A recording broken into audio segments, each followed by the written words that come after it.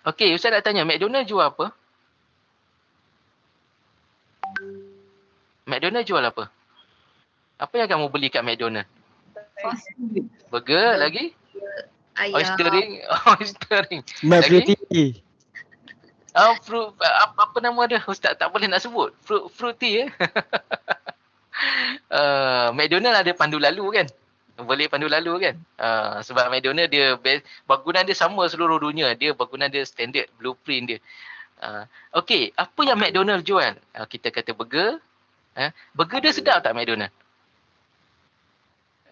Okey. Kalau kat Brunei, Ustaz beritahulah, makanan Brunei dengan McD, mana lagi sedap? Mesti makanan Brunei kan? Brunei makan apa biasanya? Nasi ayam. Apa makanan Brunei yang apa? Bronok, bukan bronok. Nasi katuk. Nasi katuk. Nasi katuk nama dia. Nasi katuk ni macam mana? Dia nasi ayam goreng dengan sambal. Macam tu lah. Macam nasi ayam penyet Macam tu lah. Tapi ini ayamnya lah damage sikit. Ayam dia penyet.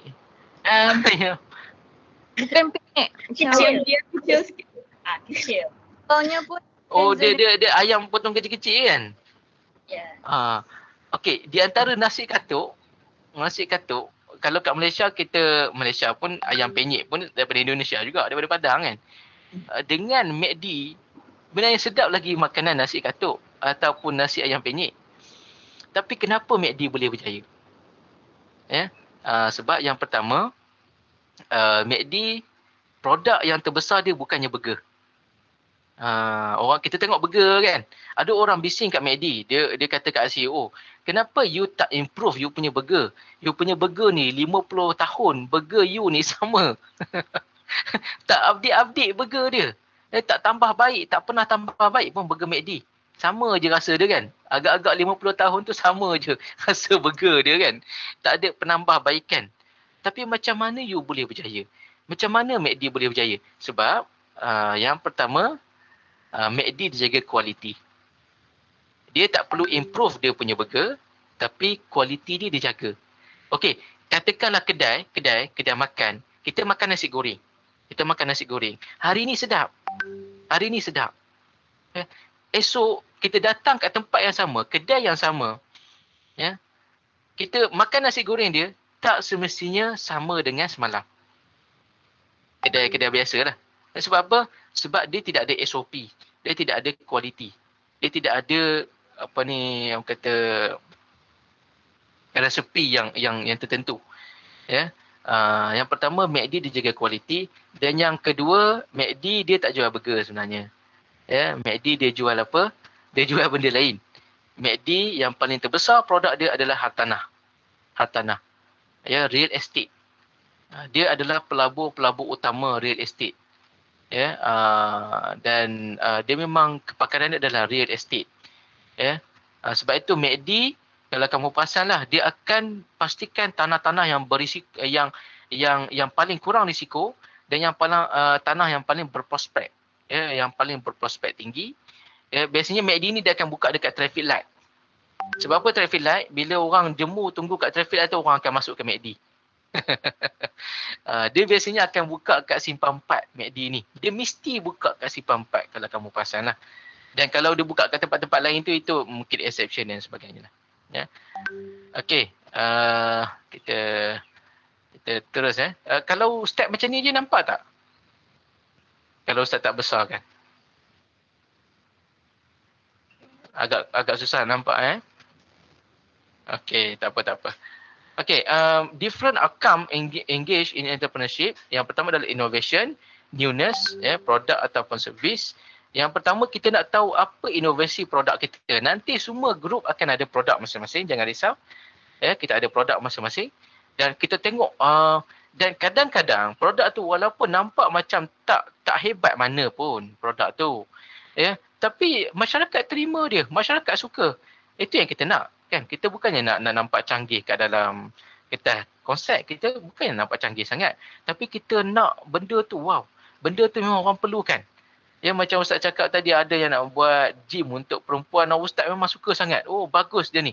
Pemikiran di luar kotak kan. Sebab tak ada gym untuk perempuan. Kan? Perempuan nak exercise juga kan. Dan sebagainya lah. Ya, okay. Organizing resource, finance, people, physical information resource, creating new product, generating wealth, mencipta kekayaan. Okay, dalam Islam dalam Islamic concept kita mesti ada apa ni kata, ada benda-benda yang forbidden dan kita mesti strict to the Islamic principle tu kita tak boleh nak access processing pork some type of entertainment not allowed and a lot of Muslim successful entrepreneurs without engage in that areas kita jangan ada terlibat dengan gambling. Okey, gambling ni tak semestinya perjudian. Gambling ni tidak semestinya perjudian. Perjudian yang kita faham ni dengan maisir dalam Islam kadang-kadang berbeza. Contoh melabur di dalam forex exchange. Dalam forex tu ada unsur-unsur maisir.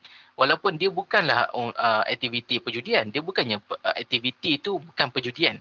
Tetapi dia ada juga unsur-unsur maisir di dalam foreign exchange, pelaburan tu. Sebab itu sampai sekarang kita tidak ada Islamic foreign exchange, tidak ada. Mungkin ada yang kamu dengar lah kat Kuwait contohnya ada, tapi Israel tidak membenarkan lagi. Sebab dia melibatkan third party dan banyak apa ni kita kata fraud dan benda tu tidak dapat disahkan lagi lah. Sebab itu foreign exchange, pelaburan foreign exchange kita memang tak terlibat lah benda tu. Dia still lagi tidak diluluskan oleh syarak. Okey, seterusnya face uncertainty, kita tak tahu masa depan ni macam mana. Sebab itu orang berniaga ni dia tak tahu sama ada perniagaan dia boleh berjaya atau tak.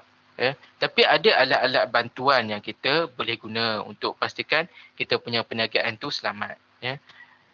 Okey. Seterusnya introduction to entrepreneurship, characters, macam mana karakter ni nanti semua boleh baca lah.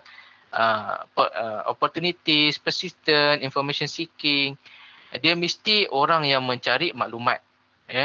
Apa bisnes yang apa ni orang nak sekarang. Kalau Ustaz boleh share produk yang paling laris di Malaysia, kita boleh cari kamu nampak tak Ustaz punya ni? Ustaz punya internet?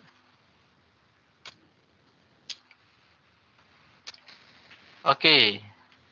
Kita cari produk apa yang paling orang nak. Paling orang nak.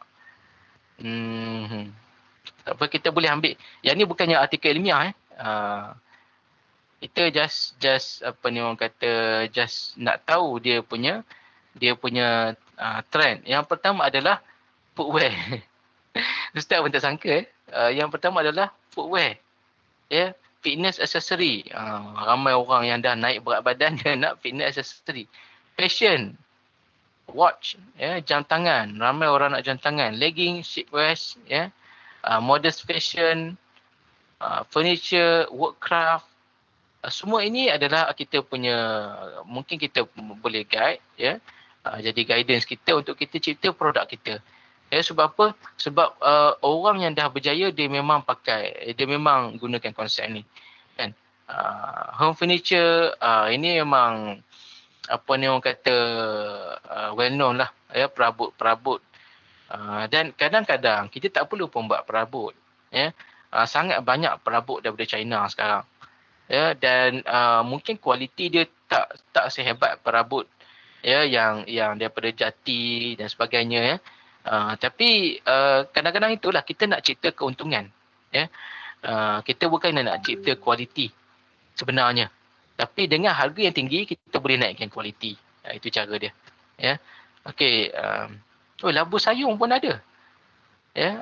Terenang ni Ustaz tak tahu dah apa mula, tapi labu sayung ni dengan belanga ni rupanya adalah di antara yang paling banyak selling. Baby product ini memang semua orang tahulah.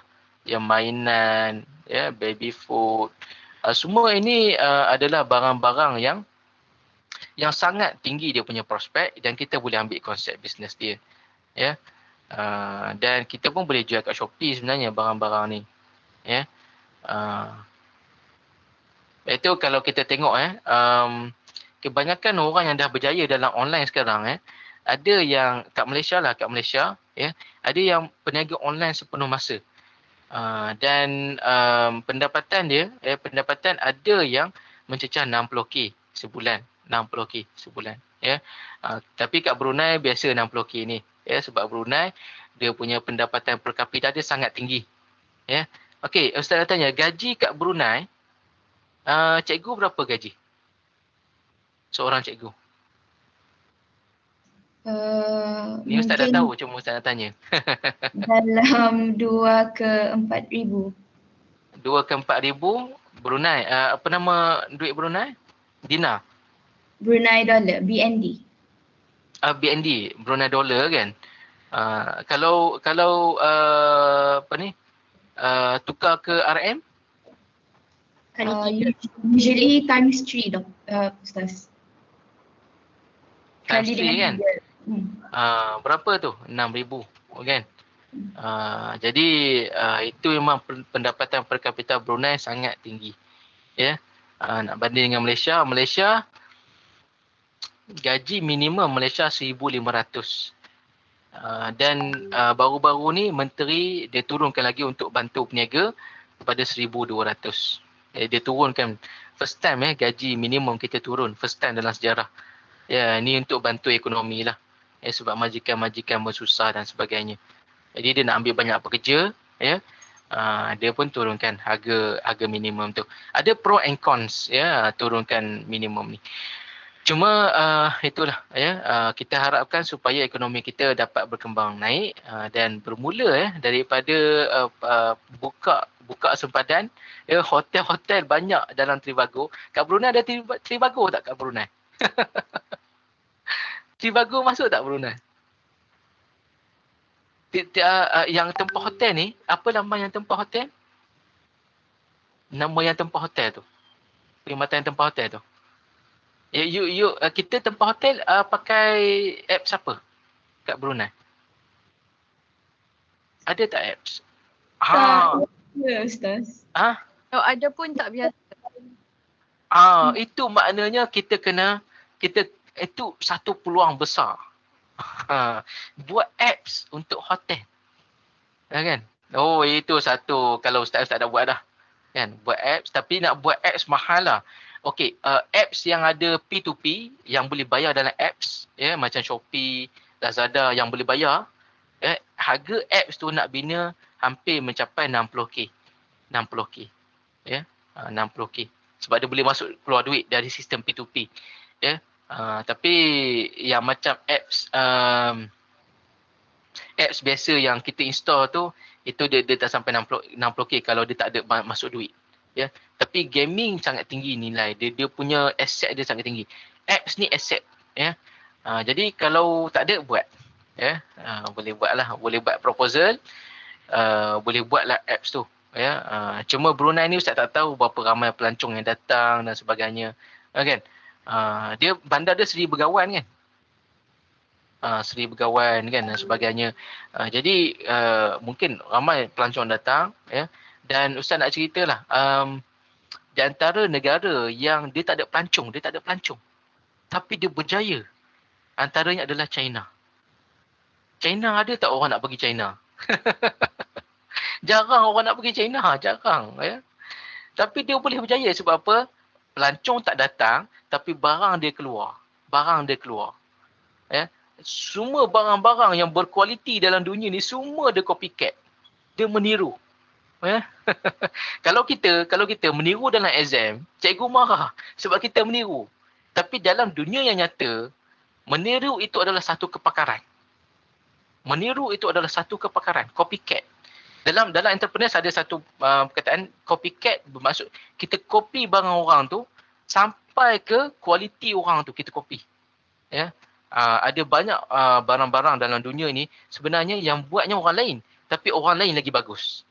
Yang buat je orang lain, tapi orang lain lagi bagus. Ya. Kereta contohnya. Yang first buat kereta dalam dunia ni Ford. Henry Ford. Tapi Ford sekarang bukan yang terbaik dalam kereta, bukan. Ya, yang terbaik, yang paling kualiti, yang paling terbaik adalah Toyota. Nampak tak? Dia punya, ya, dan kadang-kadang kita tak sangka ya, dunia perniagaan ni begitu rencam, ya, dia unexpected, ya. Jadi tapi peluang tu ada, ya. Okey, kita teruskan, ya. The role of entrepreneur in economic growth. In order for entrepreneurs to thrive in nation, the government must play important role. Ya, ini adalah biasanya skema jawapan lah nanti ni. Ya, the role of entrepreneurs primarily involved in increase the per capita output and income in the people of the country. Yang pertama, kita naikkan per capita output, yang macam tadi kita sembang, mesti ada per capita output, kita bagi gaji pada orang. Jadi bila entrepreneurs untung, badan perniagaan untung, dia akan bagi gaji pada pekerja, dia akan bayar cukai. Ya. Jadi ada dua prinsip ekonomi sekarang. Ya. Dulu-dulu Islam suruh bagi duit kepada orang miskin, betul? Kan? Dalam negara barat, ya, negara barat kata kita tak boleh bagi duit kepada orang sewenang-wenangnya, kita tak boleh. Sebab orang tu dia kena ada kesan kepada ekonomi. Okey, ekonomi ada mazhab. Yang pertama adalah mazhab monetaris. Monetaris ni siapa? Dia punya pemimpin dia contohnya adalah Smith. Ya. John Maslow, dan juga beberapa orang yang dalam ni lah, ya, yang ekonomi kapitalis. Dia kata kalau duit tu tiba-tiba kita bagi ke orang, itu adalah kebocoran. Ya, leakage dalam ekonomi apa dia? Kerajaan bagi duit, orang bagi duit, ya. Jadi kalau kita bagi duit ke orang tanpa ada perantaraan barang, itu adalah kebocoran, ya. Dan sekarang ni ada satu ekonomi pula yang kata bagi duit ke orang ni bagus. Kita bagi duit ke orang, ya. Apa dia nama ekonomi ni? Keynesian ni kata kalau kita bagi duit ke orang miskin, rugi tak negara? Negara rugi tak kalau bagi duit pada orang miskin? Kalau ikut prinsip dulu-dulu, rugi. Sebab apa? Bagi pada orang miskin, duit tu senyap. Kan? Tak ke mana duit tu. Tapi dalam prinsip ekonomi yang baru, yang sekarang ni negara-negara barat guna, ya, adalah duit ni patut dibagi percuma kepada orang miskin. Menepati syariat Islam. Islam dah lama suruh dah duit ni kita sedekah. Ya. Sebab apa? Bila bagi duit pada orang miskin dia akan beli barang. Bila dia beli barang, peniaga akan kaya. Bila peniaga kaya, peniaga dapat bertahan, barang dia banyak terjual, menyebabkan dia bayar cukai. Jadi bila dia bayar cukai, duit tu kembali kepada kerajaan. Sebab itu negara-negara maju yang macam Kanada, ya, Denmark, dia dah mula bagi duit percuma kepada rakyat dia, citizen dia. Ya. Dia bagi duit setiap bulan, dia akan bagi duit masuk dalam akaun. Yang bujang berapa, yang dah kahwin berapa, yang dah ada anak, yang lahir berapa peruntukan. Ya, sebab dia dah tahu bagi duit secara percuma kepada rakyat ni adalah sesuatu yang bagus, sesuatu yang baik. Dan Malaysia pun dia nak tiru. Ya, dia bagi BRIM, ya. Tapi bila bagi BRIM, dia bila bagi BRIM ni, dia apa orang kata, dia mungkin BRIM ni kadang-kadang dia menjadi alat untuk dakwah politik dia orang. Ya, itu biasalah. Ya, cuma kat negara-negara maju benda tu dah biasa. Ya, dia tak perlu ceramah pun, dia terus bagi duit masuk dalam akaun. Ya, kita pun suka benda tu, bila orang-orang miskin dapat duit, dia belanja. Jadi bila dia belanja, dia dapat bangunkan negara. Sebab tu peranan entrepreneur ni dia buat apa? Dia hasilkan barang untuk orang beli. Barang untuk orang beli, perkhidmatan untuk orang beli, dan dia boleh majukan negara. The one that develop this country is not the government itself, because the government act as regulators, just regulators. The one who entities that develops our country is the entrepreneur itself. Ustaz nak tanya, apa pekerjaan sahabat Nabi? Adakah sahabat Nabi ni orang yang duduk di masjid je? Duduk masjid, kan, ada selempang. Kan? Lepas tu duduk ceramah 24 jam tak? Kalau kamu tengok dalam hadis dalam setiap hadis Nabi, sahabat-sahabat Nabi ni dia ada kerja, ada kerja. Melainkan seorang je tak ada kerja. Seorang ni siapa? Nanti Ustaz beritahu. Semua sahabat ada kerja. Siapa kita tahu kan? Uthman bin Affan. Dia adalah seorang peniaga yang berjaya. Ya. Abu Bakar As-Siddiq, dia ada kedai. Abu Bakar ada kedai. Abu Bakar As-Siddiq ada kedai. Ya. Sayyidina Ali, ya, karamallahu wajah. Apa dia buat? Sayyidina Ali dia ambil upah angkat barang. Sayyidina Ali ni dia kerja berat, dia ambil upah. Orang Arab ni biasanya dia akan kerja pagi daripada pagi sampai dia solat whatever kan. Dan petang tu dia akan dapat gaji. Dia dapat gaji harian. Orang Arab dulu, masa zaman Nabi dulu. Jadi pagi dia kerja, petang dia dapat duit, malam dia makan. Pagi kerja, petang dapat duit, malam tu dia makan. Makanlah, dia makan hasil kerja dia. Sebab itu petang, dan dalam bahasa Arab nama dia asar. Apa maksud asar? Asar ni dekat-dekat dengan kata akar dia asir. Asir ni apa? Siapa tahu asir ni apa? Bahasa Arab. Kelas 3B dengan 3C bergabung. Jawab, asir ni apa? Kamu ni biarlah betul sikit. Ya. Asir adalah Juice. Pandai Munawwarah. Asir adalah jus. Buah kita perah jus, ya, dapat jus dia, itu adalah asir. Apa yang kita kata jus ni? Hasil. Ya, perahan buah tu, jus itulah hasil. Ya, bermaksud setiap waktu orang Arab ni dia akan kerja, dia akan dapat hasil pada waktu petang. Jadi petang itu, sebab itu sahabat-sahabat Nabi ni dia semuanya bekerja. Ada yang bekerja kat kebun, ada yang bekerja dekat apa ni, ambil upah. Sayyidina Ali dia ambil upah.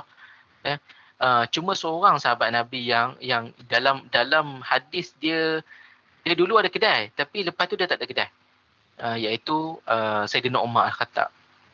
Kenapa Sayyidina Umar dia tak berniaga? Sebab Sayyidina Umar ni dia jadi admin. Dia kawal tempat orang berniaga. Kan ada pasar kan? Ada pasar. Siapa nak jaga pasar ni? Ada orang menipu dan sebagainya. Siapa yang jaga? Umar. Sebab itu Sayyidina Umar dia tak berniaga. Sebab dia jaga orang berniaga. Ini Sayyidina Umar. Dia akan jaga pasar. Sauk ni pasar. Kat Mekah ada pasar. Kat Madinah ada pasar. Zaman Nabi ada pasar. Yang jaganya adalah Sayyidina Umar. Yang menipu timbangan. Nabi pun pergi pasar, Nabi cek barang-barang. Nabi cek kurma. Nabi tengok kurma, ada yang kurma kualiti rendah, ada yang kurma grade tinggi. Jadi Nabi belik-belik kurma tu, Nabi tengok bawah kurma tu kualiti rendah. Yang dah masuk air whatsoever, Nabi kata man rasyana falaysa minna. Siapa yang tipu kami bukan daripada kalangan kami. Itu datang konsep fraud. Konsep penipuan, gharar dalam Islam. Hampir setiap masa kita jual beli mesti ada gharar. Cuma sikit atau tak aja. Kita makan kat kedai, kita ambil lauk. Cuba kita pergi kat kedai, kita ambil lauk yang sama, nasi yang sama. Kita kira hari ni katakanlah RM4.90. Katakanlah RM5. Hari kedua kita ambil lauk yang sama, nasi yang sama, agak-agak kamu harga tu beza ke tak? Kadang-kadang berbeza. Dia ikut penjual tu. Kalau kat Malaysia realiti macam tu lah. Jadi ada tak unsur-unsur gharar kat situ? Ada. Tapi kita terima tak benda tu? Kita dah terima. Itu namanya adalah gharar yang ni lah. Gharar yang minor. Gharar yasir. Gharar yasir ni benda yang ada setiap masa. Cuma kita benda tu dibolehkan. Dia makruh saja. Tapi gharar yang berat, gharar fahish, dia tidak boleh dimaafkan. Cuma banyak jugalah gharar fahish yang berlaku di dalam online. Masa jual-jual online ni banyak gharar fahish dan dia memang menekan pengguna sebenarnya. dan sebagainya lah. Okey. Kita teruskan nanti tak habis slide kita. Okey. Ni kamu belajar nanti innovation, improvisation and modification of existing product. Ada produk-produk yang kita improvise. Dan juga kita customer needs. Ini adalah peranan entrepreneurs juga, ya. Okey, cuba kamu bayangkan satu produk. Satu produk yang dah exist, yang dah well established, yang dah untung, yang orang nak cari produk tu. Tapi kamu improvise, kamu tambah baik, dia akan jadi produk baru. Ya, dia akan jadi produk baru. Dan sekarang ni adalah zaman VUCA. VUCA ni kita kata semua syarikat yang besar mana pun syarikat tu dia boleh bankrupt. Tidak ada syarikat yang kebal, betul-betul kebal sekarang. Tidak ada. Ya. Banyak syarikat-syarikat kat US yang besar-besar, yang mega-mega bankrupt. Ya, iPhone, ya, yang dulunya gah, ya, sekarang ni dah kalah dengan Xiaomi. Ya. Kita tak sangka Xiaomi boleh jadi nombor satu. The first most profitable areas in smartphone sekarang adalah Xiaomi, Redmi. Macam mana handphone yang murah, yang murah, yang orang tak sangka dia dapat nombor satu, boleh mengalahkan syarikat yang besar seperti Huawei dan juga iPhone. iPhone dia naik dulu masa zaman Steve Jobs. Steve Jobs dia buat iPhone macam-macam model, dia perkenalkan touchscreen yang besar, orang senang nak tekan dan sebagainya, orang senang nak buat kerja dalam handphone.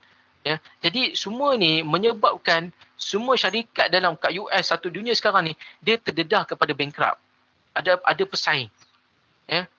Dan kadang-kadang pesaing tu nampak macam kecil, nampak macam sikit je pesaing dia kan. Nampak macam tak kuat, tapi boleh kalahkan dia satu masa nanti. Ya. Sebab apa? Sekarang dah ada teknologi. Ya, orang di hujung jari je orang boleh cari maklumat pasal syarikat kita, kan. Okey, seterusnya ini nanti boleh baca, ini agak banyak sikit dia punya isi, kita tak sempat, ya. Tapi nanti kita boleh bacalah. Okey. Entrepreneurial process, the process of pursuing new venture business, whether it's a new product going existing market or existing product going into new markets or the creation of totally new organization. Okey, apa itu new product? New product adalah produk yang tidak ada lagi di pasaran, ya, produk yang baru. Ya, kita jumpa satu benda dan kita marketkan benda tu. Itu maksud new product. Ya. Apa contoh-contoh new product yang kita boleh tengok? Contohnya handphone baru, ya, model baru, kereta model baru. Dulu kereta kita pakai kereta kancil, ya, kereta apa ni, Wira Saga dulu kan. Sekarang ni dah muncul kereta X70, X90, X50, ya, Pro 2 pun dah keluar kereta-kereta baru. Jadi produk-produk baru ni sentiasa ada dalam pasaran. Sebab apa kena keluar produk baru? Sebab produk lama dia akan obsolete. Ya, dia akan menjadi tidak valid. Ya. Dengan ada teknologi sekarang ni, semua produk mesti mematuhi piawaian yang ditetapkan sekarang. Dulu-dulu kereta tak ada apa ni kata, keselamatan tu, ABS tak ada dan sebagainya. Sekarang kereta dah ada pelbagai teknologi keselamatan, ASA, ABS, ya, dan juga lain-lain lah. Ya, kalau kereta-kereta sekarang kalau ada pejalan kaki kat depan, dia akan auto stop. Dia akan stop kereta tu. Dia dapat detect orang jalan kaki. Semua ini adalah teknologi yang bantu orang untuk menaik taraf produk. Tapi cuma kita macam diri kita sekarang, kita tak mampu untuk buat teknologi macam tu. Kita tak mampu. Ya. Tapi jangan risau. Kereta, ya, kita sama buat kereta kan. Walaupun orang dia tak hebat dalam bidang kereta, tapi dia akan tahu ekosistem kereta tu macam mana. Contoh, kalau kita tengok kedai kereta pun berlainan daripada satu sama lain. Ada kereta yang fokus untuk repair aircon sahaja. Faham tak?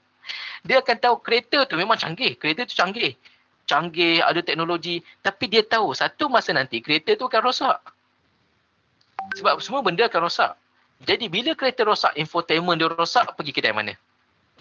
Aircon rosak, pergi kedai mana? Tingkap rosak, pergi kedai mana? Semua kedai ni dia ada kepakaran dia masing-masing.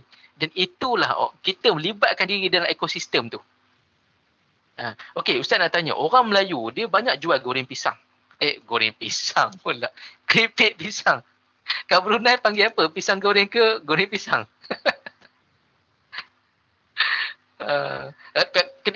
Kedai tepi jalan kan? Biasa orang jual goreng pisang kan?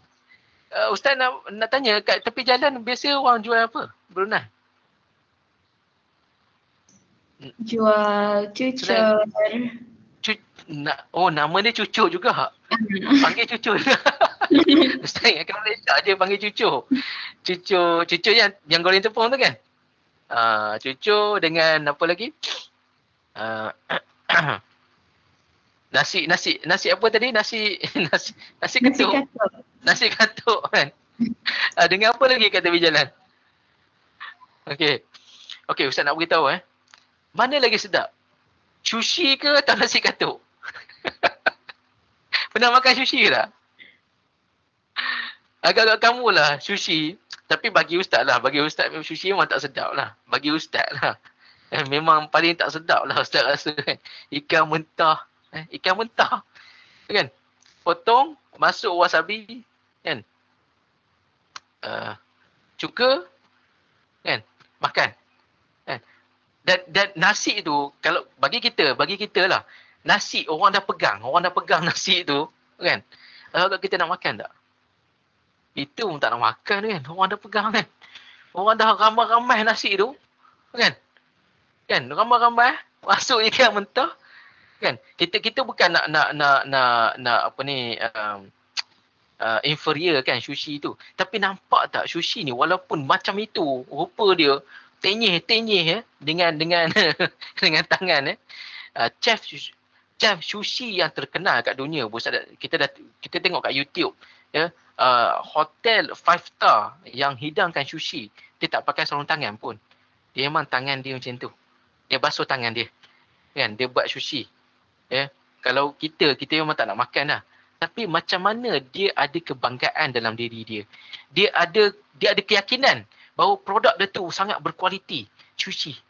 Dia jual sushi tu, dia masuk dalam hotel-hotel. Di setiap hotel yang mewah memang ada sushi. Dan dia bangga dengan sushi. Macam kita banyak kuih-kuih yang sangat hebat. Sebenarnya cucur kita. Ni cerita pasal cucur tadi kan. Cucur kita tu sebenarnya orang luar dia nak tahu. Oh cucur, macam ni cucur rupanya. Jadi kita sendiri tak pasarkan kita punya makanan ni ke antarabangsa. Kenapa kita tak masukkan dalam hotel-hotel kita? Ini cucur. Cucur kita hias cantik-cantik untuk orang putih tengok, oh cantik cucur. Kan? Sebab itu dia berkaitan dengan entrepreneurs, innovation dan sebagainya. Tapi kat Malaysia sekarang ni kita ada banyaklah makanan-makanan yang kita dah ubah kepada, kita dah industrialize makanan tu. Kita dah industrikan makanan tu. Contohnya apa? Dulu-dulu kita minum kopi di tepi jalan. Tapi sekarang ni kita dah industrialize kopi ni. Dia dalam bentuk yang lebih cantik, dia dalam cawan dan dia ada brewing. Brewing ni maksudnya kopi tu dia biru lah. Bagi Ustaz sama je, kopi Cina lagi sedap. Kopi apa ni? Kopi hitam tu lagi sedap. Ustaz suka kopi hitam. Cuma orang yang suka kopi dia tiru style Starbucks. Dia tiru style kat Brunei tak masuk Starbucks kan? Brunei dia kedai kopi apa yang biasa orang lepak-lepak? Coffee bean, roasted sip. Itu anak tempatan kan? Tak. Anak tempatan. Yang tempatan tu macam coffee fix. Tapi baru-baru lah. Baru-baru dia baru naik macam cendawan kan, baru naik. Bagus. Itu industri kopi ni berkembang. Jadi kalau kamu nak bina industri kopi, dipersilakan. Sebab Starbucks bermula daripada zaman mahasiswa. Macam kamu tengah belajar ni, kamu buka kedai kopi, ramai orang datang, terus jadi Starbucks. Sebab Starbucks asalnya macam kamu juga, student. Student, dia beli mesin kopi, Dia brew kopi, dia buat tempat minum. Akhirnya dia tengok ramai student datang. Sebab apa? Okey, Ustaz nak cerita Starbucks dia tak jual kopi. Starbucks dia tak jual kopi. McD dia tak jual burger. Starbucks dia tak jual kopi. Apa yang Starbucks jual? Cuba tengok apa yang Starbucks jual. Starbucks dia tak jual kopi. Sahaja. Starbucks jual keselesaan. Keselesaan. Comfort. Orang nak bawa laptop, nak meeting, kan? Nak meeting, nak bincang ya dengan rakan sekerja, dia perlukan satu tempat yang convenience, yang boleh ada laptop, ada internet online, ya, ada minum-minum sikit, kan? Senyap tak bising. Kalau macam kedai mamak memang bising lah. Senyap, comfort, kita nak sembang kat mana? Starbucks. Kat mana? White coffee. Kalau kat Malaysia ada Old Town White Coffee, kat sana kita boleh bincang dengan serius. Ya. Ada juga tempat orang nak berhibur, leisure dan sebagainya. Ya. Kat negara-negara yang maju, banyak freelancer. Freelancer ni kerja dia depan laptop dan dia berniaga atas laptop saja. Ada yang main saham, ada yang menulis. Negara-negara maju, penjawat awam tak ramai. Macam Brunei Ustaz tak pasti. Ya, tapi kat Malaysia penjawat awam makin kurang. Dulu-dulu minta 10,000, 5,000, 8,000 sekali pengambilan. Sekarang ni pengambilan tinggal 800, 700. Kadang-kadang satu je pengambilan. Beza sangat dengan dulu. Zaman Ustaz dulu. Ustaz ingat lagi zaman Mahdi dulu. Zaman Mahdi yang first dah. Bukan zaman Mahdi yang sekarang. Zaman Mahdi yang dulu-dulu. Belum keluar grad lagi dah dapat kerja. Itu biasa. Ya. Ni tahun akhir ni. Belum habis lagi. Syarikat dah datang. You minat tak nak jadi bla bla bla bla. Kita kata okey, sign. Belum habis dah masuk praktikal dan terus kerja tempat tu. Bayangkan ya dulu. Tapi zaman kamu sekarang ni, tu yang UiTM ya. Cuba sedaya upaya untuk pastikan ya, yang kamu ni, yang orang Malaysia ya, keluar saja setahun tak tunggu lama terus dapat kerja. Ya, dengan cara macam mana? Dan alhamdulillah kita dah makin hampir berjaya. Di mana 81% tahun lepas 2019 dah dapat kerja. Kita cula orang ya, hampir 81% dah dapat kerja. Ya, mengalahkan beberapa universiti lain-lain. Hebat. Mengalahkan ada universiti Ustaz tak nak sebut lah, tapi kita dapat kalahkan dia orang. Ya. Dari segi employability. Ya. Itu yang kita nak. Ya. Okey, seterusnya. Okey, sorry. Tadi Ustaz nak terangkan pasal existing new product. Okey, new product yang baru. Kalau existing market, okey. Kalau market ni apa? Ya, senang. Market is people. Orang. Ya, market is people. Kalau new market bermaksud new people. Ya, new people. Okey, macam kat Brunei tak ada lagi benda tu. Kita bawa benda itu bermaksud new people, new product. New people, new product. Nanti kita akan buat BMC, Ustaz akan terangkan macam mana kita nak tengok kat mana tempat yang sesuai untuk buka perniagaan. Ya. Macam kat Brunei ada tak laman yang jual beli barang? Shopee ada tak? Lazada ada tak situ? Dia panggil apa? Tak ada. Kalau tak ada buka. Kalau ada tak yang kita boleh beli barang dalam online? Ada kan? Biasanya ada kan? Apa nama dia? Lazada. Tak pasti Ustaz, sebab kita orang pun beli kat Zalora, Lazada, Shopee. Okey. Zalora, Lazada, Shopee, dia adalah business to consumer, B2C. Ada tiga ingat baik-baik ya. Ada satu P2P, person to person. Dua B2B, business to business. ketiga B2C. Business to consumer. Okey, yang pertama tadi P2P. P2P bermaksud kamu nak transfer duit pada kawan kamu. Kawan kamu sama level, bukan peniaga. Kita nak transfer kepada kawan kita duit, itu nama dia P2P. Ya, peer to peer. Okey, kalau B2C, Zalora, Lazada, apa lagi? Shopee. Dulu-dulu ada 11 Street, 11 Street ada. Selcom punya 11 Street. Panda, Foodpanda, Grab, ya, Uber dah pupus.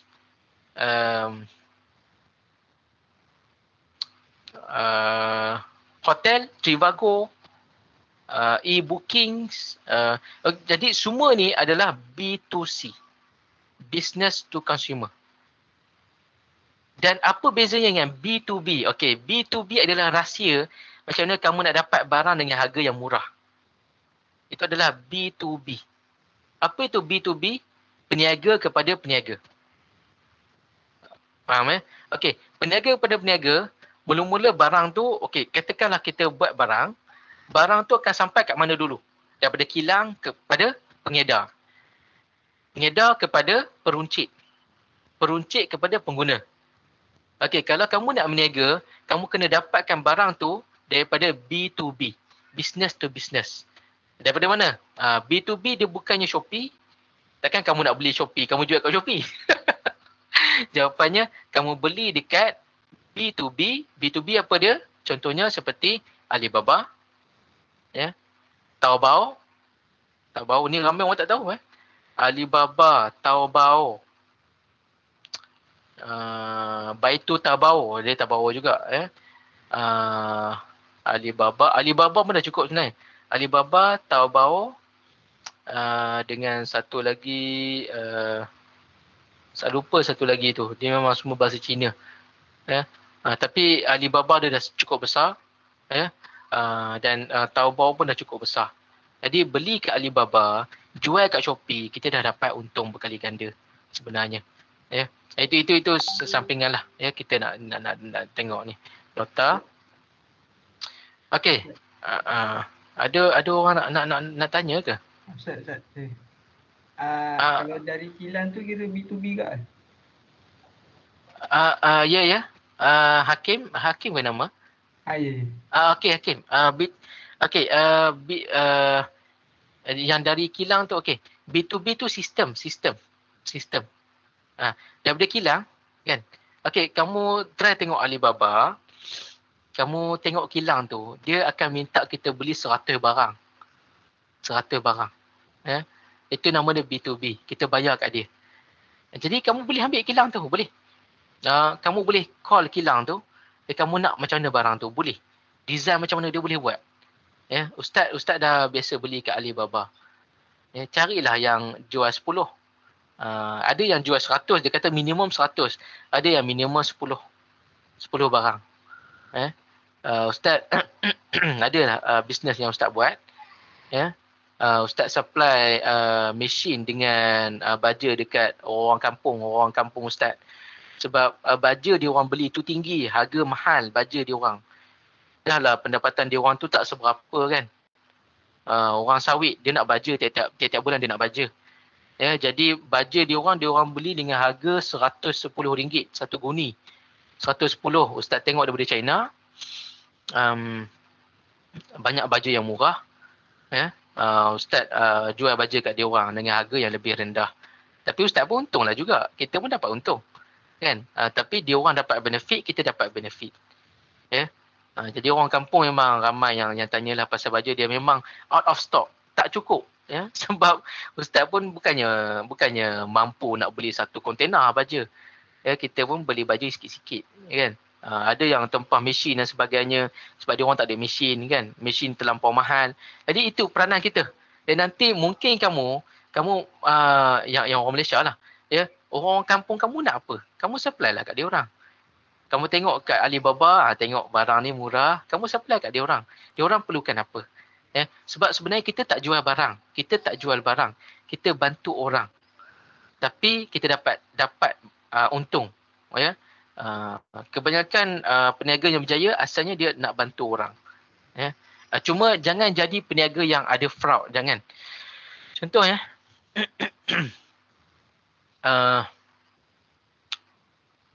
Ada satu jus ya. Satu jus yang ustaz tak nak sebutlah jenama, tapi jus tu dia nampak macam menyihatkan. Ya, tapi sebenarnya jus tu untuk orang tua kat kampung. Dia ada tunjuk iklan bagi kat orang tua jus tu. Jadi orang tua pun minum. Orang tua bila dia minum dia rasa bertenaga. Dia rasa kuat. Padahal yang menguatkan dia itu adalah steroid. Ubat yang ada dalam jus tu. Dan sebenarnya jus tak bagus untuk orang tua. Dia tak bagus untuk buah pinggang. Sebab tu doktor-doktor macam Dr. Rafidah, pakar-pakar kat Malaysia, dia kata jangan bagi jus kat orang tua. Sebab jus ni, kita perah jus, kita perah buah delima, kita minum tiap-tiap hari, sebenarnya tak elok. Sebab asalnya buah ni untuk dimakan, bukan minum. Bila minum jus buah, menyebabkan kita minum terlampau banyak jus sampai dia menyebabkan kadar gula dalam badan naik. Ini sains lah. Tapi sebab itu makanan tu halal, jus tu halal, tapi dia tak thayyibah lah. Yang kos apa ni kan. Halal dengan haram, dia just dua benda. Tapi thayyibah melibatkan kualiti. Sebab halal dengan haram ni boleh atau tak, itu je. Ya, tidak. Tapi thayyibah ni dia kualiti. Sebab itu ihsan bila Nabi ditanya pasal ihsan, apa maksud ihsan? Anta abudallah ka'annaka tarahu fa illam takun tarahu fa innahu yaraka. Kamu ibadat pada Allah macam seolah-olah kamu berada di hadapan. Kamu melihat Allah dan kamu tak dapat melihat Allah. Tapi dia lihat kamu. Nabi kata. Bermaksud kita buat benda tu kualiti macam Allah lihat. Memang Allah lihat kita pun. Kita kena rasakannya Allah ada melihat kita. Itu maksud ihsan. Ihsan tu kualiti. Tapi ramai orang Islam, dia just halal haram je. Dia tak pergi kat thayyibah tu. Sebab thayyibah tu lebih tinggi dia punya darjat dia. Kan? Okey, itulah tadi kilang tu. Masuklah kat Alibaba. Ini kelas pertama kita. You boleh design bisnes yang kamu boleh ambil barang-barang daripada Alibaba, barang-barang apa you nak. Tapi hari ni boleh tengok Alibaba, tak ada masalah. Tengok Alibaba, tengok kilang-kilang. Dan gunakan apa ni orang kata, kamu punya kreativiti. Kamu nak jual apa, kamu tengok bahan mentah. Okey, kalau nak tengok Alibaba boleh. Tapi bisnes-bisnes lain pun boleh, tak ada masalah. Ada yang nak buka gym untuk perempuan, ada yang nak buka dobi sekali dengan kedai makan. Ada yang nak buka hybrid cafe. Menarik. Bisnes dia orang sangat menarik. Yang saya lepas punya. Hybrid cafe dengan komputer. Dua-dua boleh jalan sekali kan. Sebelah restoran, sebelah cafe. Ustaz pernah tengok dekat Kuala Lumpur baru, berjaya. Sangat berjaya. Ramai orang datang. Sebab orang suka leisure. Orang suka lepak. Manusia ni dia suka lepak. Dia suka minum kopi ikut dia lah. Kan? Kita tak boleh jangka manusia ni. Okey. Kita teruskan. Okey, kalau ada apa-apa soalan, terus tanya Ustaz. Okey, ini mana dia punya key point dia? Key point dia adalah new product ataupun new market. Okay, first entrepreneurial process, creation something new. Second process adalah requires the commitment of the necessary time and effort, understand the importance of time and effort. Dan third entrepreneurial process adalah involved enjoyment. Barulah kita enjoy. Sebab itu saya nak beritahu lah, toke bisnes ni tak kaya. Yang kaya adalah pekerja. Pekerja kaya, toke tak kaya. Sebab apa toke tak kaya? Toke ni dia adalah yang last makan. Yang last makan toke.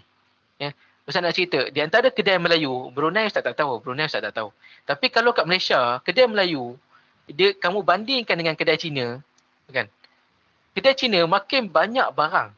Barang dia makin banyak. Kedai Melayu, barang dia makin sikit. Kalau bengkel barang makin sikit. Sebab apa jadi macam tu?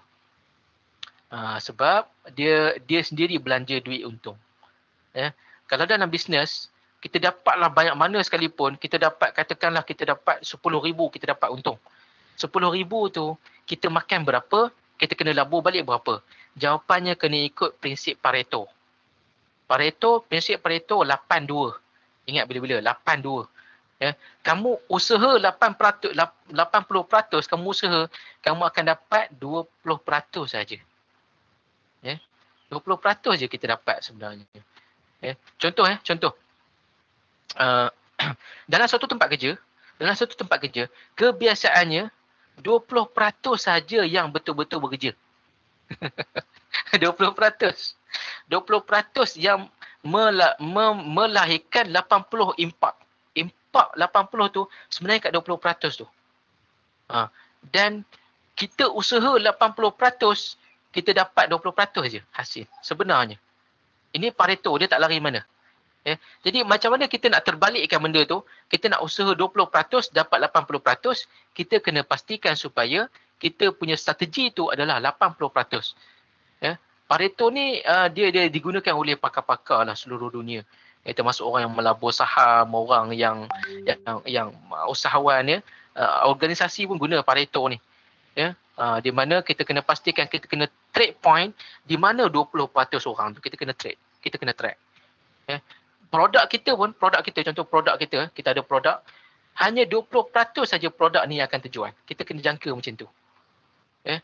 Sebab tu kalau untung kita nak tahu, kita beli produk, kita agak-agak untung kita dapat berapa produk ni. Kita kena kira 20% saja yang terjual untuk selamat. Ini prinsip Pareto. Ya. Okey, seterusnya proses dia, ni nanti kita baca. Benefit, opportunity to create your own destiny. Kita bebas nak tentukan masa kita nak bercuti kat mana, silakan. Sebab itu best jadi usahawan ni. Ya. Ustaz ada kenal lah beberapa orang yang dah ada PhD. Tapi masih lagi buat kerja usahawan, sangat ramai.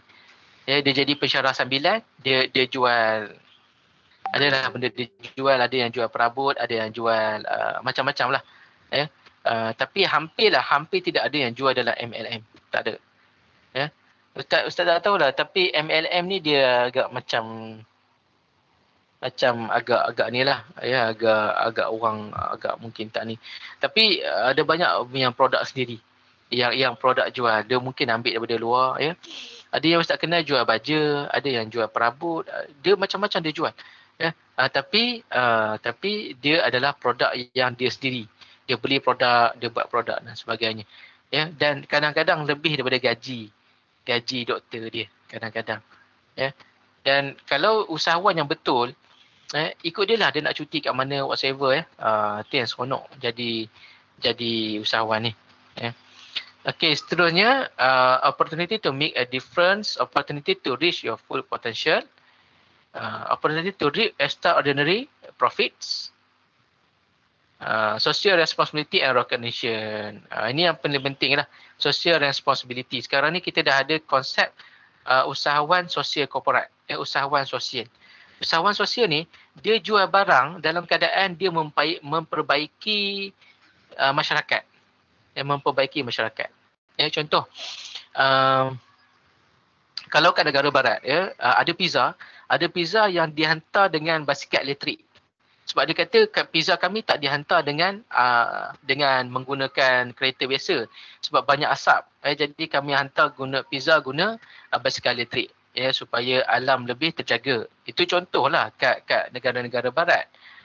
Cuma kalau negara-negara kita nak buat satu bisnes yang orang kata berikan impak kepada masyarakat. Usahawan sosial. Jadi kamu fikirkan bisnes kamu ni apa yang dia boleh bagi impak kepada masyarakat. Kita bukan nak fikir untung kita je. Contoh Coca-Cola, dia adalah syarikat yang bertanggungjawab di dalam mencemarkan alam. Sebab apa? Sebab botol dia. Botol dia sangat banyak di lautan, sangat banyak di tempat pembuangan sampah. Jadi apa yang Coca-Cola buat? Okey, kami Coca-Cola kami akan pastikan supaya minuman kami tak ada gula. Dia buat pencemaran tapi dia kata dia baiki dengan kami akan buat produk kami tak ada gula. Nampak tak dia twist. Dia twist. Walaupun kami ni banyak buat pencemaran, tapi kami kurangkan gula. Walaupun dia masalah kat lain, tapi dia repair tang lain menyebabkan masyarakat terima juga dia. Kan? Kalau ikut prinsip halalan thayyibah, Coca-Cola halal. Ya, halal. Tapi dia tak thayyibah. Tapi consumer nak juga. Sebab apa consumer nak? Sebab Coca-Cola menyelesaikan masalah orang. Apa masalah orang yang nak minum Coca-Cola? Oh, Coca-Cola selesaikan masalah. Dia selesaikan yang orang nak. Apa dia? Orang US, dia makan daging. Dia makan daging banyak. Dia bukan macam kita, dia makan burger, dia makan daging banyak lah dalam dia punya diet. Jadi dia nak minuman soda. Minuman yang boleh kita kata apa? Kita kata untuk bagi hadam daging tu. Jadi dia nak minuman soda. Dia suka dengan minuman soda. Sebab Coca-Cola diterima dengan meluas. Ya. Macam kita, Coca-Cola masuk dan Coca-Cola ni di antara company yang susah untuk dikalahkan. Kita cubalah buat air yang sama macam dia tapi tak berjaya. Ya, Maduria. air macam-macam lah air kita buat tapi tak berjaya kan. Sebab dia terlampau susah untuk dikalahkan. Ya. Mungkin kita boleh buatlah cara untuk kalahkan Coca-Cola kan. Ataupun buat air yang sama kualiti macam dia. Ya. Okey, seterusnya ini tak ada apalah. Drawbacks of entrepreneurs, uncertainty of income. Kita tak tahu income kita dapat banyak mana. Ini uncertainty. Ya. Ini yang cabaran yang terbesar. Ya. Risk of losing your entire investment. Ya, okey. Kalau kita melabur 10,000 dalam bisnes, ya. Kalau kita melabur 10,000 dalam bisnes, kita kena expect yang 10,000 tu hangus. Hangus. Eh? Hangus ni maknanya kita kena expect macam tu. Sebab apa? Sebab kita tak tahu 10,000 ni dapat untung banyak mana. Sebab itu jadi usahawan ni agak susah. Kalau kat Malaysia kita ada bantuan usahawan, ada tekun, ada mara, ada pinjaman, ada 5,000 boleh pinjam. Tapi kebanyakannya ada dalam data. Kebanyakannya apa ni orang kata tidak dapat keuntungan. Ya, dia pinjam 5,000 dia dapat untung 5,000 juga. Jadi ya, tapi mungkin lepas ni insya-Allah ya akan ni lah. Siapa sini yang pernah kenal ada satu peniaga yang bagi ustaz okeylah dia ya. Siapa pernah kenal Sambal nyet nama dia.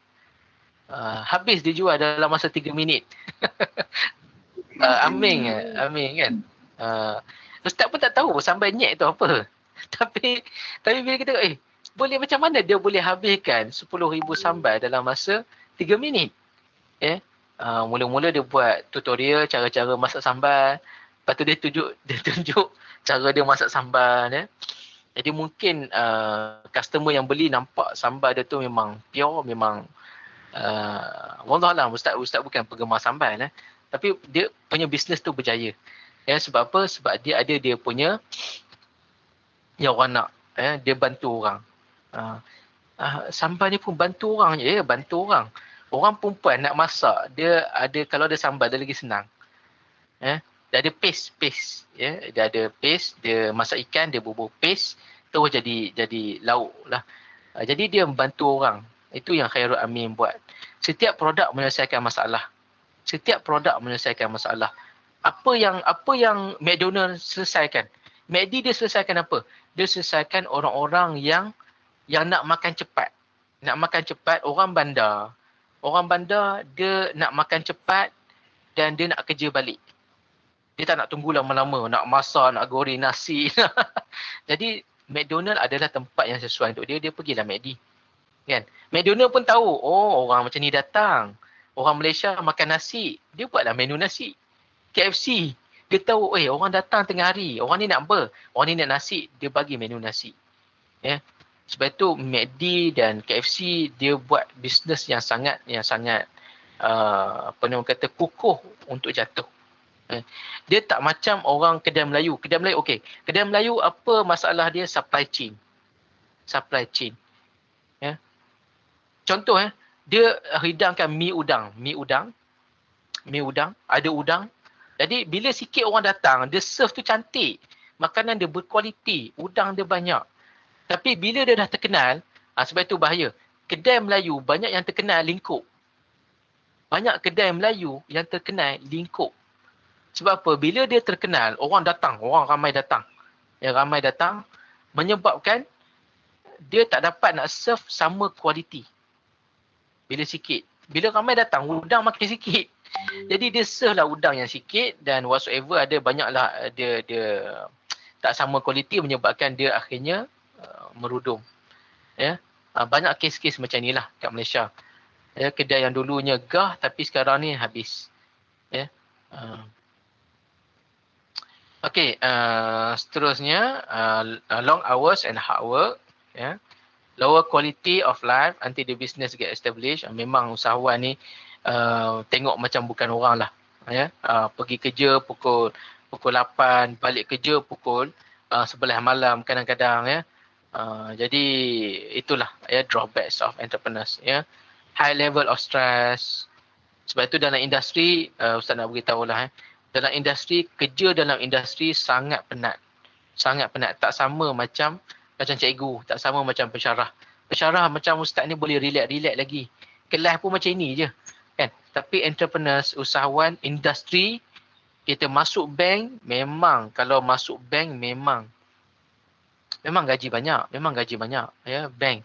17,000, 18,000 boleh. Bank. Bank boleh bagi kita. Ya. Tapi kerja pun macam orang gila lah. Memang malam-malam meeting biasa. Meeting sampai pukul 12 biasa. Sampai pukul 1 pun biasa meeting. Itu biasa. Selagi tak habis kerja hari tu, memang dia kena habiskan. Itu bank. Dan juga industri lain lah. Ya. Itu biasa di alam pekerjaan. Ya. Okey, seterusnya. Complete responsibility, ya. Kalau rugi memang silap kita dan sebagainya. Kitalah yang ambil kerugian tu. Ya. Okay, mistake of entrepreneurs. Management mistake, lack of experience, financial control, marketing efforts, failure to develop a strategy and effective plan, uncontrolled growth, poor locations, improper inventory control, incorrect and stable pricing, and inability of moving into entrepreneur thinking mindset. Okay, 10 deadly mistake ni, ya, inilah yang kita akan analyse dalam kelas kita. Ya. 10 cabaran ni, yang 10 cabaran ni kita akan mitigate dengan kita punya alat-alat kita. Ya. Apa alat-alat kita? Kita akan gunakan SWOT analyze. Kita akan gunakan feasibility analyze. Kita akan gunakan leverage, milestone, break-even point. Semua tu kita akan train dalam kelas kita untuk mengelak daripada kesalahan-kesalahan ni. Ya. Location control, weak marketing effort. Kalau financial control dan juga location ni kita akan buat OAP, Opportunity Assessment Plan. OAP, ya. Nanti kita akan buat juga OAP ni dalam kelas, ya.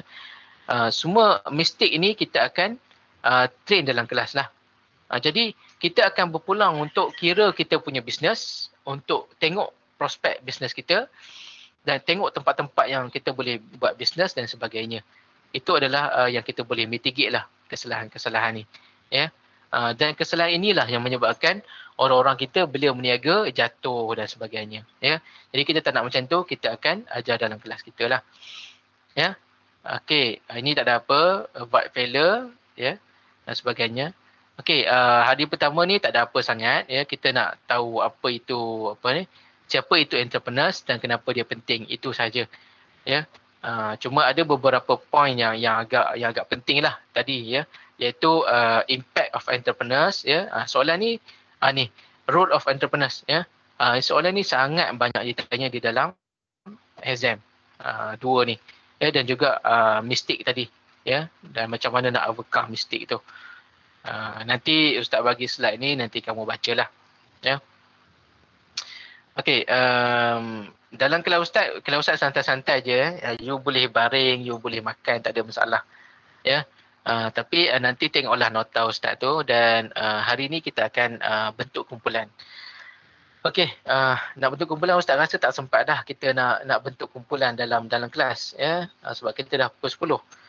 Jadi nanti dalam grup WhatsApp ya, kamu bincanglah sama kamu letak kumpulan-kumpulan supaya Ustaz senang nak tengok ya dalam grup WhatsApp. Ketua kelas nanti ketua kelas buat satu apa ni kata satu file ya.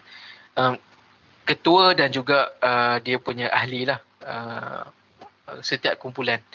Itulah grup assignment, itulah grup present.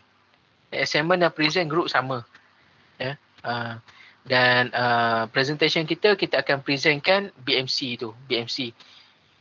Kita punya ni macam mana. Nanti Ustaz akan tunjukkan presentation yang agak bagus juga selepas. Nanti kita akan tengok presentation dia orang.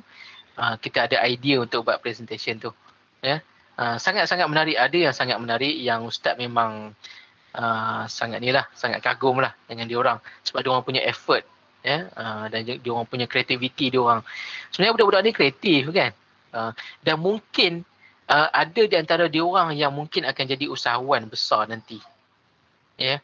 Sebab Ustaz nampak dia orang ni ada inilah ya. Kreativiti dan inovasi yang sangat tinggi. Ya. Okey, yang menu kelas nanti Ustaz akan bagi juga. Nanti kamu simpanlah menu ni.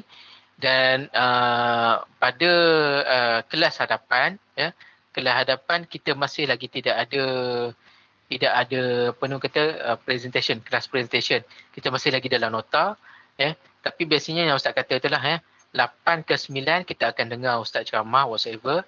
Kemudian 9 sampai 10 kita akan present kita punya kerja tu. Cuma minggu depan tak ada lagi. Jangan risau ya. Kita relax je. Okey, untuk esok, kelas esok hari Selasa 9 sampai 10 kita tak siaran macam ni. Ya, Ustaz akan hantar nota dalam bentuk grup WhatsApp ya. Dan kamu dengarlah ceramah Ustaz sambil tengok nota. Dan kemudian kamu bincanglah sama kumpulan kamu. Kamu nak produk macam mana. Okey, untuk hari ni kita akan bentuk kumpulan dan first kerja kita adalah kita kena pasti produk apa kita nak jual. Cukup itu dulu. Ya. Jadi minggu depan Ustaz tanyalah produk apa nak jual. Kumpulan ni produk apa you nak jual. Kan? Daripada produk yang kita nak jual tu, kita akan develop produk tu daripada produk sampai kepada organisasi, sampai kepada OAP, business plan ya, dan seterusnya. Dalam business plan tu kita ada analisis ya, analisis break even point. Yang macam mana cara kita nak kira break even point. Okey, break even point ni kita boleh tahu produk yang keberapa kita akan dapat untung. Itu cara kira break even point. Katakan kita keluarkan sambal nyet. Sambal nyet tak boleh, dia dah hak cipta tak boleh ada. Kita keluarkan sambal berapi contohnya. Ya. Jadi sambal yang keberapa kita akan dapat untung. Kita boleh kira sebenarnya. Jadi katakanlah kita dah kira kos kita nak keluarkan sambal, kita dah kira ya. Sambal tu, satu sambal kos kita nak keluarkan adalah sebanyak RM5. Kita jual sambal tu dengan harga RM10. Maknanya kita akan dapat RM5 untung. Ya. Jadi nampak je kos nak keluar sambal tu RM5, tapi mesin, pekerja, ya, stiker, botol, semua-semua barang yang kita perlu beli tu ya, menyebabkan ya, kita kena kira betul-betul sambal tu dan kita boleh rugi kalau kita tak jual sambal tu dengan amount yang kita dah kira. Kita kira sambal ni kita kena jual sebanyak 3,000 unit. Kita kena jual sebanyak 3,000 unit. Tapi tengok-tengok tak sampai 3,000, kita rugilah. Walaupun sambal tu kita dah buat. Itu yang kadang-kadang orang dia nak mula berniaga, dia tak kira dulu. Dia tak kira break even point. Dia kira dia terus berniaga. Menyebabkan dia kerugian hampir ribuan ringgit. Ya. Ribuan ringgit ya, rugi. Sebab tu kalau kita keluarkan modal, rugi tu biasa. Ya. Ustaz pun pernah rugi, banyak kali rugi dah, itu biasa. Ya. Ada orang tak bayar, orang kampung nak bayar macam mana? Kan? Ada yang ambil baja tak bayar, itu biasa. Ya. Jadi kerugian tu biasa bagi usahawan. Cuma kita kena fokus lah. Kita kena jual lagi untuk dapat balik kerugian dekat kerugian yang kita dah alami tu. Kan? Okey, dan juga Ustaz minta kamu buat kumpulan dan buat nama kumpulan dan produk apa yang kamu nak jual. Produk tu macam kata Ustaz lah, tak semestinya barang. Kamu nak buat apa? Ustaz, saya nak supply, saya tak nak jual kat sini. Saya nak beli barang daripada China, saya nak jual dekat Amazon. Lagi bagus. Kan? Amazon tu US. Bagus juga US gaduh dengan China, bagus. Ya. Kita boleh jadi orang tengah. Berapa ramai orang yang dapat kaya, dapat keuntungan berkali ganda sebab US dengan China bergaduh. Bila dua-dua ni embargo ni maknanya yang ni tak nak terima yang ni, yang China tak nak terima kan. Jadi dua-dua ni embargo menyebabkan kita boleh jadi orang tengah. Kita boleh jadi pengantara. Boleh, tak ada masalah. Ada yang ekspor super ring, keropok super ring ke US. Orang US suka makan keropok kan. Jadi kita ekspor lah. Kalau dulu ekspor dia kena satu kontena. Kalau tak sampai satu kontena tak boleh ekspor. Sekarang ni satu guni pun boleh ekspor ke US. Boleh. Sekarang ni sangat senang. Sekarang ni sangat mudah. Ya, dengan sistem supply chain yang sangat hebat sekarang ni. Dia orang guna robotik nak edarkan barang. Ya. Kalau kamu tengok dalam video dalam Shenzhen sorting center, dia memang dah guna robot. Dia dah guna apa ni? Apa ni kita kata tu yang highway tu kan. Yang ada kotak tu dia boleh scan dan dia boleh terus hantar kat tempat masing-masing. Sangat canggih. Ya. Kita kat Malaysia pun kita ada benda tu. Cuma kat Malaysia yang famous JNT, Pos Laju. Ya, cuma Pos Laju dia sekarang dia makin kurang whatsoever. Okey, itu saja. Untuk minggu depan Ustaz akan tanya simple je lah. Kumpulan mana? Lepas tu kamu nak jual apa? Kumpulan nak jual apa? Kami nak jual kopi. Macam mana kamu nak jual kopi? Selepas daripada tahu produk tu, kita akan pergi kepada phase yang seterusnya, iaitu kita akan buat business plan. Dan business plan itulah yang kamu hantar assignment kamu. Jadi setiap kali kelas kita buat aktiviti tu bukannya sia-sia. Kita akan develop kita punya business plan yang 20 markah tu. Okey, itu saja bagi Ustaz dah pukul 10. Tak ada apa-apa soalan. Kamu ada kelas pukul 10 Ya. Aziz, Abdul Aziz. Produk tu tak kisah apa-apa kan. Produk tu just kita buat teori kan. Bukan. Teori je. Bukan kena reality pun kan. Tak. Jenuh lah kalau betul-betul kan. Tapi tak apa. Ya, ikut you lah. Ikut kamu lah nak buat produk apa. Tak ada masalah. Ya. Kita sebenarnya kita bukan nak fokus produk tu. Kita nak development of entrepreneurs. Entrepreneurship tu. Development dia macam mana. Ya. Tapi janganlah buat produk yang apa ni orang kata yang biasa sangat kan. Luar biasa lah sikit kan. Kalau goreng pisang buatlah goreng pisang cheese sikit kan. Tak semestinya goreng pisang cheese. Ada banyak produk yang kita nampak biasa tapi dia berjaya, sangat berjaya kan. Ramly Burger contoh, Ramly Burger lah. Kat Malaysia ada Ramly Burger. Ya. Ramly Burger ni bagi Ustaz berjaya. Sebab dia banyak menyelesaikan masalah kan. Masalah orang-orang tak nak makan tak cukup masa, dia ada burger kan. Tak apa, nanti kamu fikirlah produk kamu masing-masing ya. Setiap produk ada kekuatan dia. Ada kekuatan dia. Kita tak boleh nak kata produk orang ni cikai, produk orang ni takkan macam ni. Dia produk tak. Sebab yang akan menentukan kejayaan produk nanti adalah pembeli. Orang yang beli tu yang produk keuntungan dia. Sebab itu kita jangan gaduh dengan customer. Kan? Ada masa pembentangan kelas dulu. Kenapa jual mahal sangat? Kan? Dia pun kata, okey, produk kami kualiti tinggi, kualiti kami cantik. Ya, sebenarnya kalau customer kata kenapa jual mahal sangat, jawapan kita bukan kita arguing dengan customer. Kita just kata, okey, Kami akan buat produk kami dengan harga yang lebih murah tapi kualiti kurang sikit. Itu jawapan yang betul. Itu jawapan yang betul. Sebab kita bukan nak gaduh dengan customer. Kita nak tunaikan apa yang dia nak dan kita kurang kualiti, simple. Kan? Sebab customer yang akan beli. Kita tak nak gaduh dengan customer, kita nak duit dia. Duit dia yang kita nak sebenarnya. Pizza Hut. Orang kata dalam Pizza Hut, kenapa Pizza Hut mahal sangat? Sekali makan RM40-50 ringgit. Sebab bagi Malaysia, sekali makan kalau satu keluarga, kebiasaannya kedai makan orang Melayu biasanya RM40-50 ringgit. Tapi Pizza Hut dia boleh buat supaya sekali makan cukup dengan RM40-50 ringgit tu. Pizza Hut dia buat, dia kaji feasibility. Itu masuk feasibility tadi. Nanti kita akan ada analisis feasibility, jangan risau. Dan analisis feasibility itulah kita masukkan dalam kita punya assignment, business plan. Okey, ada dua kerja ustaz sekarang. Yang pertama, ustaz nak latih kamu buat business plan. 20 markah tu. 20 markah tadi kan.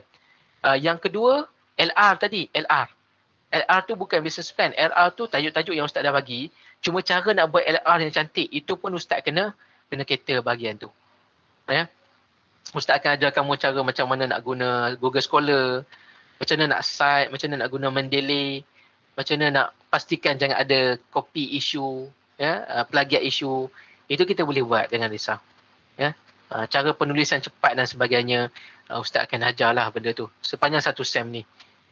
Supaya kamu assignment kamu nanti mantap dan kamu punya assignment individu pun mantap dan kamu punya presentation pun sangat okey. Jadi kita semua memang layak dapat A. Okey, boleh tak semua pensyarah bagi semua A? Pensyarah yang bagi semua A akan kena audit. akan kena audit. Dalam meeting ustaz akan dipanggil. Kenapa ramai sangat student you dapat A? Kena lagi kalau pensyarah lain yang mengajar subjek sama dengan ustaz. Okey, ada 3 orang mengajar subjek ni. Ada 3 orang mengajar subjek ni. Kalau seorang dapat banyak B, seorang dapat banyak B, seorang dapat banyak A, semua A. Yang dapat banyak A ni yang akan diaudit. Sebab 3 orang tu. Kan? Kalau seorang boleh tahan lagi, tapi kalau 3 orang mengajar, seorang, katakan ustaz seorang dapat semua A dalam kelas, ustaz akan kena audit. Untuk jaga kualiti. Sebab kita mesti ada kualiti. Kualiti. Jadi, tapi kalau ustaz bagi semua A, tengok-tengok kena audit. Semua assignment, semua layak dapat A, tak apalah. Itu yang ustaz nak beritahu. Kalau semua dapat A, okey, kita audit balik Ustaz Syarudin punya kerja. Semua pensyarah ambil kerja Ustaz Syarudin. Ustaz Syarudin duduk senyap-senyap. Pensyarah lain tanda assignment, tanda penandaan kedua. Ni semua pensyarah macam ni, bukan ustaz je. Semua pensyarah macam ni. Ni kenapa banyak A ni lebih 25%. Audit balik. Audit pensyarah lain akan tanda pula, tanda kedua. Tengok-tengok beza markah jauh. Bila beza markah jauh, ustaz akan dihantar ke bukan tata tertib. Dia benda tu bukan tata tertib. Dia bengkel lah, bengkel writing nama dia. Cara-cara marking dan sebagainya lah, whatsoever. Tapi itulah yang pensyarah nak elak, iaitu terlampau banyak A. Faham semua Jadi untuk subjek yang senang, susah dapat A. Sebab ramai orang dapat A. Untuk subjek yang susah, senang dapat A. Sebab tak ramai orang dapat A lagi. Itu betul lah yang ustaz bagi. Okey, itu saja dah pukul 10. Jadi simple kerja kita. Minggu depan ustaz akan tanya apa produk nak jual je. Itu je, kan? You boleh tulis dalam Word, boleh dan bagi tahulah sikit apa novelty produk itu je. Produk kami bla bla bla. Itu saja, yang tak siap tak apa, Kita tengok yang dah siap je lah, kan. Lepas tu kita akan minggu depan macam itulah, Okey, esok tak ada kelas macam ni, Esok tak ada kelas macam ni. Ustaz akan bagi note, Ustaz akan bagi recorder, dengarlah sambil baring-baring you makan chip dan sebagainya, dengar ceramah ustaz dan bincanglah dalam kumpulannya produk apa yang you nak buat. Dan kalau nanti nak tukar produk tak ada masalah. Tukar boleh, tak ada masalah.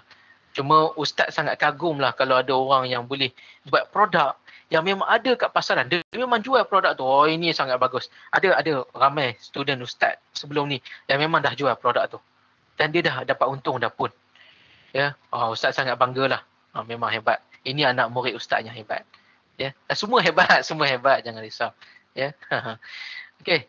Kalau kamu boleh import barang daripada Alibaba, kamu dikira dah hebat lah tu. Kamu lebih surpass daripada orang lain. Ya.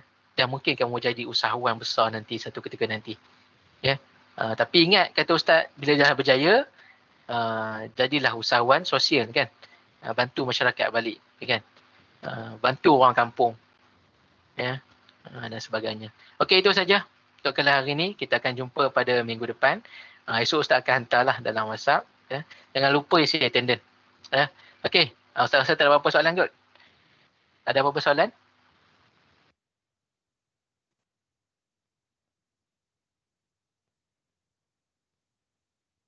Okey, tak ada apa-apa soalan. Kita tangguhlah kita punya kelas ya. Dengan tasbih kafarah dan surah Al-As.